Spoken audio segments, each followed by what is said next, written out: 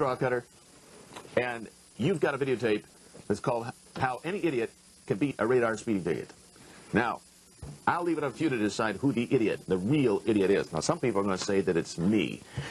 I will tell you this. There are folks that are going to say, what in the world is a preacher doing a videotape showing people how to, quote, beat radar speeding tickets? Lord have mercy, what are we coming to?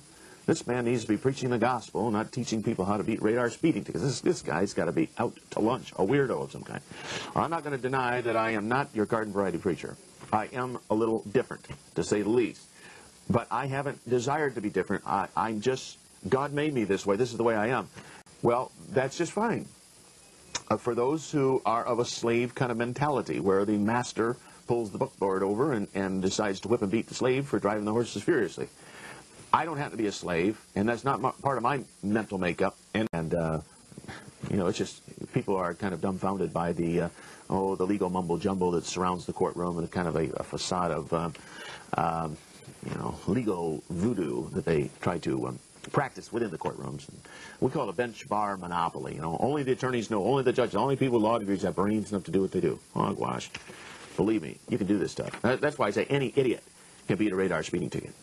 What is the probable cause for your stop? Whoa, he got mad.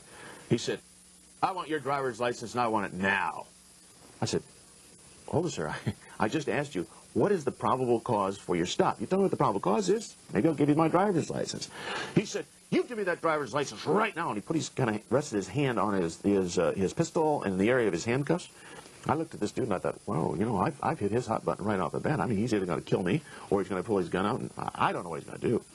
Because you're unable to understand these rights, I'm going to order you to the Forensics Center in Ypsilanti. That's a nut house. I call the story the Natalie or the Nut House story because the judge's name was Natalie Kaselka. The nut house is where she wanted to put me. And, I mean, but this is a very tense situation. He said, because to determine if you're able to understand the legal processes and stand trial. Man, the gavel hit, and she got up, and she walked off, and 2 police officers were headed for me. And they placed me in custody. The Spirit of the Lord spoke to me and said, Antichrist is not coming. Antichrist just got off the bench. And then we had a complete jury trial on the whole issue and all that, but that's not for this thing. But I'm telling you a little bit about where I'm coming from as a preacher and why I do some of the weird stuff I do. Okay, I got involved in a near riot. We had an issue come down in our community, and there were 500 people. We had a protest and a counter-protest, against a homosexual situation in our community. Some people called ACT UP came to our town. It's a disgusting bunch of perverts and their antics. So I organized a counter-protest and eventually got to where we had 500 people downtown one Saturday, near riot proportion. The police lost complete control of the situation. I ended up on Donahue things. So, you know, more than once I've been catapulted into some national situations. I used to have a late-night talk show called The Last Straw, Rick Strawcutter. We found our own radio station, which is up and going now, and it's called WRFL. It's a complete unlicensed radio station. We're doing it pursuant to our rights under the Constitution and common law, and that's another subject, too. But anyway, don't say anything. Keep your mouth shut. Shut up! Okay. Hi, officer. Can I see your driver's license, please? Yeah, sure. Mr. Strawcutter, were you aware the speed limit along this stretch of road is 45 miles per hour? I respectfully decline to answer that question. Sir, do you know how fast you were traveling? I respectfully decline to answer that question. I had you on the radar as going 59 miles per hour. Does this seem about right to you? I respectfully decline to answer that question. Do you intend on answering any of my questions? I respectfully decline to answer that question as well. All right, I'll be right back. Where people saw something or they commented on something. In fact, there was one deal where a guy had a dream about a murder, and he told the police about his dream, and that was the only lead they have, so they prosecuted him, and they convicted the guy of murder based on a dream that he had. So what I'm saying is, you're always in peril if you talk to the police. There was a guy, oh man, this has been probably 8 or 9 years ago.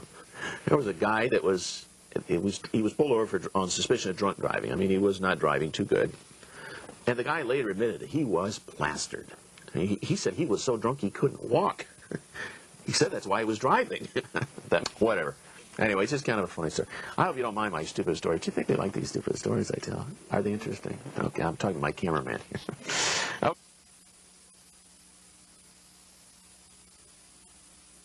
I had this crazy dream about some folks who love this country, who all began to dream the same dream. And when the morning came, there arose across this nation people thinking one and the same. And they awoke to find their freedoms and all their liberties had gradually been taken away.